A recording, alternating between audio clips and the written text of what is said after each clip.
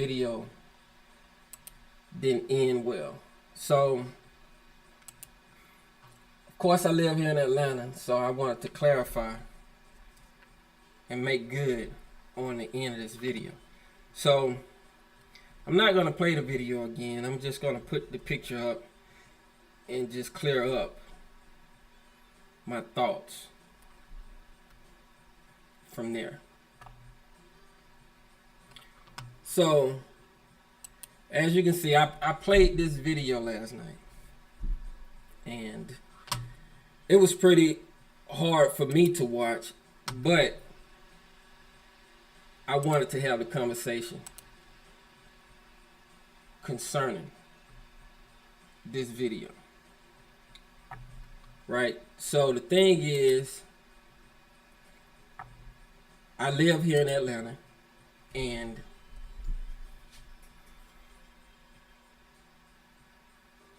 this lifestyle is prevalent here, right? So I grew up,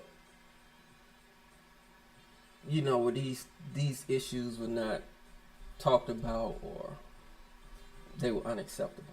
So I grew up with that being homophobic, right? So this conversation really is about me understanding that people are different and that all people have to be treated with love and kindness. Just because somebody talks different than you, looks different than you, doesn't mean that people are to be treated differently. Which is why it's hard for me to understand racism. Because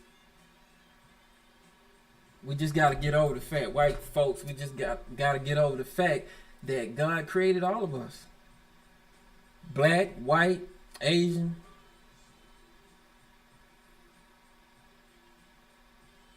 We're all created. God created all of us, right? So it's get over this fear that the brown skinned people are gonna overtake the white skinned people. It's nonsense, right? God created black. We're gonna be here. God created white. Y'all gonna be here. Nobody's culture is gonna take over another culture. That's crazy small-minded thinking. Zebras are not going to take over giraffes. Alligators are not going to take over hippopotamus. You see how foolish this is? It's crazy thinking. We're all going to exist in the world at the same time. So we need to get over these crazy fears. It's ridiculous. So I thought it was important to have this conversation about the LGBTQ community. You know, we gotta respect each other. We have different views, we have different opinions. No one group is better or right over the other group. So of course, all these people, they are in our family. You live long enough, these people are going to be in your family somehow, some way. So guess what? Do you stop loving your family because your daughter or your son brings home somebody from a different race? Do you stop loving and caring for your son or daughter if they bring home the same gender? These are tough questions. These are tough reality type situations. It's tough. But at the end of the day, these are our loved ones, right? And you have to love on them, period. So what, you know, this is a conversation hard for me because I never thought that it would come a day that I have to understand these things, because we grow up so one track minded on how we see things, and if it's not my way, it's not the right way. I wouldn't tolerate that.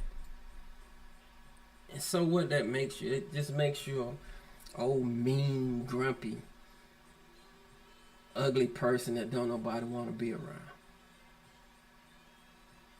So again, the title of this is the shit that I'm not familiar with, but trying to get a better understanding. And of course, the goal is to keep the conversation without profanity. But I thought about that. It was a Friday night, Saturday morning, and it's just reality. Some of us talk with profanity and some of us don't.